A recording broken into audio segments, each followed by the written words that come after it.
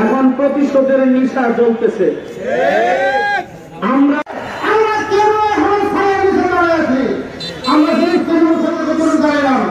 সকলের উপরে বর্বরোচিত হামলার প্রতিবাদ সমাবেশ ও বিক্ষোভ মিছিলের উপস্থিত সম্মানিত সভাপতি, ইসরায়েল যত পণ্য আছে সব পণ্য বর্জন করতে হবে। একজন মুসলমান হিসাবে অন্তত আমার টাকা ইহুদিদের পকেটে যাবে, আর ওই টাকা দিয়ে তারা অস্ত্র কিনে আমার মুসলমান ভাইদেরকে মানবে। এটা কোনো মুসলমানের কাজ হইতে পারে না। 70 বছর ধরে গাজার মুসলমান, ফিলিস্তিনের মুসলমানদেরকে